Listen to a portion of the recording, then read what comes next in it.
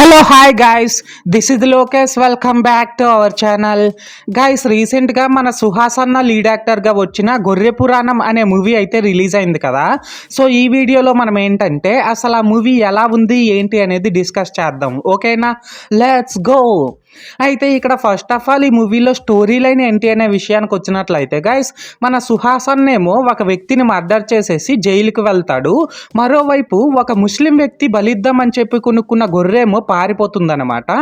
అయితే అలా పారిపోయిన గొర్రెని పోలీసులు అరెస్ట్ చేసేసి మన సుహాసన్న ఏ లాకప్లో ఉంటాడో అదే లాకప్లో ఆ గొర్రెని కూడా పెడతారనమాట. అయితే ఇక్కడ ఏంటంటే గైస్, మన సుహాసన్న ఆ మర్డర్ ఎందుకు చేశాడు అండ్ పోలీసులు ఆ గొర్రెను ఎందుకు అరెస్ట్ చేశారు అండ్ అంతేకాకుండా అసలు ఆ తరువాత ఏం జరిగింది, ఇలాంటివన్నీ కూడా మనమైతే మూవీలో చూడాల్సి ఉంటుందన్నమాట. సో మొత్తానికి అర్థమైంది కదా స్టోరీ లైన్ ఏంటి అనేది.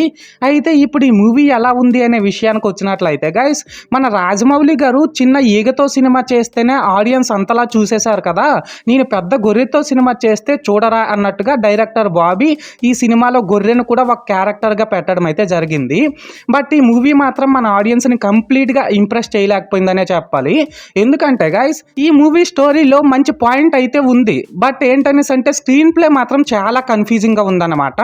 అలాగే ఇందులో మెయిన్ క్యారెక్టర్ మన సుహాస్ అన్న క్యారెక్టరైజేషన్ కూడా చాలా వీక్గా ఉంది అండ్ తను ఈ మూవీలో కనిపించింది కూడా చాలా తక్కువ టైమే అనమాట. అండ్ అంతేకాకుండా ఈ మూవీలో ఫేక్ ఎమోషన్స్తో పాటు లాజిక్ లెస్ సీన్స్ కూడా చాలా ఎక్కువగా ఉన్నాయన్నమాట. అలాగే దీంతో పాటు సినిమాటోగ్రఫీ అండ్ ప్రొడక్షన్ వాల్యూస్ ఈ రెండు కూడా స్టోరీకి తగ్గట్టు లేవనే చెప్పాలి.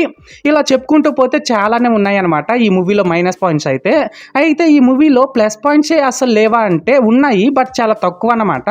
మన సుహాసన కనిపించింది తక్కువ టైమే కానీ తనైతే చాలా బాగా యాక్ట్ చేశాడు. అలాగే మిగిలిన యాక్టర్స్ అందరూ కూడా పర్లేదు, వాళ్ళ క్యారెక్టర్స్కి తగ్గట్టు బాగానే పెర్ఫార్మ్ చేశారు.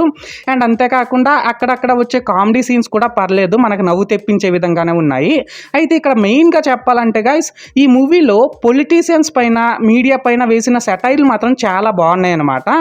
సో మొత్తానికి ఇది మ్యాటర్. అయితే ఇక్కడ ఓవరాల్గా ఏంటంటే గైస్, ఈ గొర్రె పురాణం మూవీ బాగుందా బాగాలేదనేసి అంటే నిజంగా చెప్పుకోవాలనేసి అంటే ఈ మూవీ మన సుహాస్ అన్న మార్కుకి తగ్గట్టు లేదనమాట. అండ్ నేను ఈ మూవీకి 5కి 1.75 రేటింగ్ ఇస్తున్నా. సో మీరు కూడా ఈ మూవీని ముందే చూస్తుంటే మీకు ఏమనిపించిందో అది కామెంట్ సెక్షన్లో చెప్పేయండి. అండ్ అంతేకాకుండా మీరు ఈ మూవీకి ఎంత రేటింగ్ ఇస్తారో అది కూడా కామెంట్ సెక్షన్లో చెప్పేయండి. ఓకేనా, this is Lokesh signing out. జై హింద్.